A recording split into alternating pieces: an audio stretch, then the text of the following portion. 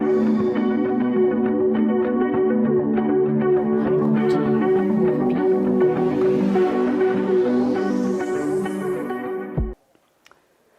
neza, turabashuhuje aho muherereye hose. Yes, mu gihugu cyacu hirya no hino ku isi, Imana ibagirire neza kandi biteho. Yego, amahoro y'Imana akomeze kubana namwe. Ni Emerite Kaminka, ni Christian Family Life.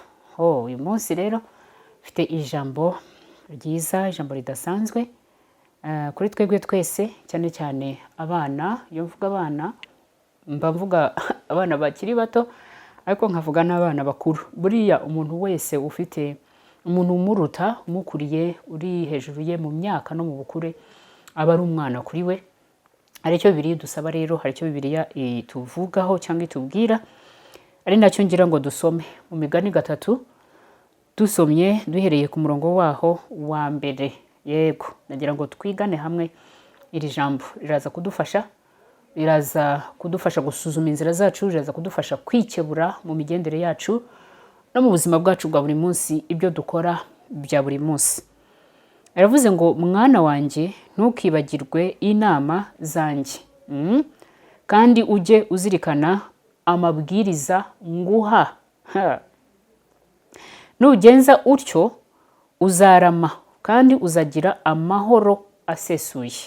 Mbega umurava n'ukuri bijye bikuranga, ubitamirize nk'urunigi mu ijosi, maze ubyandike ku mutima wawe. Ibyo bizatuma ugira ubutoni n'ihirwe ku Mana no ku bantu. Mbega byiza. Wiringire Uhoraho n'umutima wawe wose, kandi ntukishingikirize ku buhanga bwawe. Mu migenzereze yawe ujye umuzirikana, nawe azaboneza imigambi yawe. Ntukiringire ubwenge bwawe, ahubwo uzajye wubaha Uhoraho, wirinde ikibi. Ibyo bizabera umubiri wawe umuti, bihembure ingingo zawe. Amena. Nubwo naba nsoreje aho ngaho, wenda uze gukomeza icyo gice cyose ugisoze. Turagira ngo turebe umwana n'umubyeyi, umubano ukwiye kubaranga. Uyu ni Salomo, yaricaye yandika ijambo rimeze nk'iri. Aravuga ati, mwana wanjye, ntukajye wibagirwa inama z'umubyeyi wawe. Urabyumva? Ntukibagirwe inama z'umubyeyi wawe, kandi ujye uzirikana n'amabwiriza umubyeyi aguha buri munsi, buri gihe. Nibyo bizatuma ugira amahoro asesuye, nibyo bizatuma urama cyangwa uramba, ngo ukagira igikundiro imbere y'Imana n'imbere y'abantu. Uyu munsi ngarutse mu buzima bwacu bwa buri munsi, hari abantu batariho bahirwa, hari abantu badafite igikundiro. Iyo mvuga igikundiro, ni imbere y'abantu n'imbere y'Imana. Imbere y'abantu ni wowe ujyana n'abandi gusaba akazi, dosiye yawe ikajugunywa. Ni wowe ujyana n'abandi gupiganirwa isoko, ibyo abandi bigacamo, ibyawe ntibikunde. Ibyo ni ibimenyetso byo kubura igikundiro. Ibimenyetso byo kubura igikundiro. Rero birashoboka ko byaba biterwa n'umubano wawe n'ababyeyi bawe. Cyane cyane ubu ndavuga ku bana bakuru. Twebwe dukuze, twamaze kuva mu maboko y'ababyeyi, tukaba turiho mu buzima bwacu, turubatse, turize, turi hirya no hino mu kazi, mu buzima butandukanye, ariko ugasanga hari ibintu bitagenda, hari ibintu byibanye, kubera ko hari ahantu tutatunganyije umubano wacu n'ababyeyi bacu. Salomo aratubwiye ngo, ntitugahinyure inama z'ababyeyi bacu, tujye twibuka amabwiriza yabo. Mu yandi magambo, tujye tubumvira. Kandi ikindi, ngo umurava n'ukuri bijye bituranga mu byo dukora byose. Ntibiturange gusa, ahubwo tubitamirize nk'urunigi. Mu yandi magambo, tubyambare, ariko ntitunabyambare gusa, ahubwo ngo tubyandike no ku nkingi z'imitima yacu. Uyu munsi usanga uko tubayeho mu rugo, ntabwo ari uko tubayeho ku kazi, ntabwo ari uko tubayeho mu rusengero. Umuntu afite ishusho ya chameleon, y'urunyaruvu. Urunyaruvu nirwo ruhindura ibara bitewe n'aho rugeze. Umuntu w'uyu munsi, kugira ngo ujye kumufatisha umumenye uvuge ngo uriya ndamuzi, biragoye, kuko duhindura amabara bitewe n'aho turi. Rero no mu buzima bw'ababyeyi bacu birashoboka yuko uku kuri uyu murava bitaturanze, tutabaye abana bumvira, tutabaye abana bakurikiza inama z'ababyeyi, tutabaye abana bakurikiza amabwiriza y'ababyeyi, bityo bigatuma nta murava, nta kuri, bigatuma nta gikundiro, bigatuma nta kwemerwa, bigatuma nta guhirwa, bigatuma nta gutera imbere, bigatuma hari ibintu bimwe bigenda bikifunga mu buzima bwacu bwa buri munsi kubera ikibazo twakusanyijeho n'ababyeyi bacu.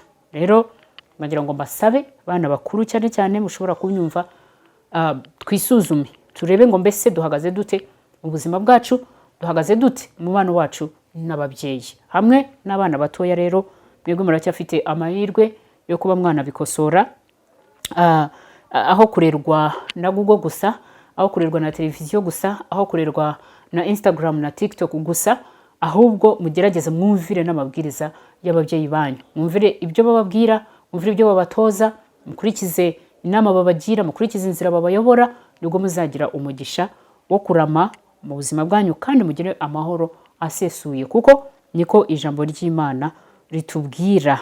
Rero umurongo wa 9 ugeze uravuga ngo wubahe uhoraho umutura ku byo utunze, umutura umuganura w'umusaruro wawe, bityo ibigega byawe bizuzura ibyo kurya, naho imivure yawe yuzure divayi. Haleluya. Mwana wanjye, ntukange inama z'uhoraho kandi ntukinubire imburo ye cyangwa guhanura kwe, kuko rero uhoraho acyaha uwo akunda nk'uko umubyeyi acyaha umwana akunda. Babyeyi murabizi uko mujya muhana abana banyu, ko mujya mubakosora, ko mujya mugenda mubagarura mu nzira kugira ngo badatana, ni nako n'Imana nayo idukunda twebwe abantu yaremye, bityo igahora itugira inama buri munsi kugira ngo ubuzima bwacu burusheho kuba bwiza. Kuri uyu murongo wa 9 havuze iby'umuganura w'ibyo dutunze, havuze ko tugomba gutura Uwiteka ku byo dutunze kugira ngo turusheho guhirwa. Abantu benshi ntibavugaho rumwe, nanjye sinabivuga aka kanya ngo mbisoze kuko ni topic ndende, abantu bafite uko bayumva, bakavuga bati nubundi Imana ntiba mu rusengero, kuki najyana y'amaturo, kuki najyana y'icyacumi, nubundi ni pasiteri cyangwa ni padiri cyangwa ni umukozi w'Imana runaka n'ugiye kuyakoresha. Ariko reka nkubwire, byatubera byiza kumvira icyo Imana yanditse, nicyo yavuze, uko nibwo tugira umugisha kurushaho. Erega nubwo pasiteri yarya ayo maturo, nubwo padiri yayarya cyangwa se yayakoresha mu murimo wo kwita ku bapfakazi no kwita ku mfubyi, none wagira ngo amafaranga tuzayafata tuyahuhira Imana, tubwira ngo akira ku madolari yanjye, akira ku mafaranga nahembwe? Oya, ni muri urwo rwego. Niyo mpamvu biri muri Maraki havuga ngo nimubizane mu nzu yanjye kugira ngo hataburamo ibyo kurya. None se abarira mu nzu y'Imana ni bande? Hariramo imfubyi, hariramo abapfakazi, hariramo ababuze ibyo kurya, hariramo ababuze icyo kwambara bakabona umwambaro, hishyurirwa amazi ababuze aho kuba. Ariko byose bitangira na wa mupasiteri nyine, na wa mupadiri, na wa muntu ukora ako kazi, kuko nkuko uzinduka kujya gukora bo bazinduka baza mu rusengero. None se rata atari ibintu byo kugira umutima mubi, bo wagira ngo barya iki? Bose ntago bakeneye kubaho, imiryango yabo ntago ikeneye kubaho. Rero ibyo ni ibintu byose twishyiramo, twishakira impamvu zo kugira ngo zidufashe mu kutumvira kwacu, ariko mu by'ukuri icyo Imana yavuze yakivugiye impamvu. Irabizi neza ko mu nzu yayo harimo ubuzima, hari abantu bagomba kubaho, muri abo bantu harimo abo bose izo nzego ngiye mvuga ndetse n'izindi zitandukanye. Rero muri ibyo mu kumvira Imana no mu kumvira amabwiriza yayo harimo no kuyitura ku muganura w'ibyo dutunze, kugira ngo ibigega byacu ngo bihore byuzuye ibyo kurya, ngo kandi n'imivure yacu ntiburemo vino.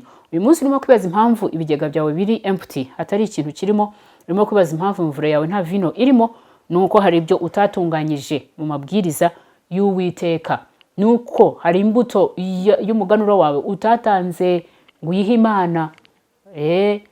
Birakomeye ariko wisuzume, nabyo biri mu mabwiriza Uwiteka cyangwa Salomo yanditse binyuze mu kanwa.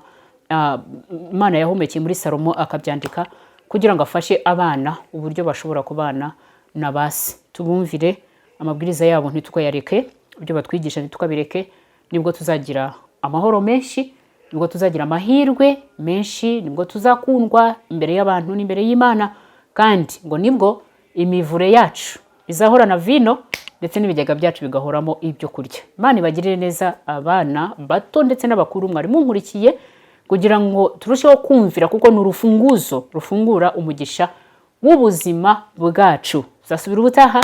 Imana ibahe umugisha. Amen.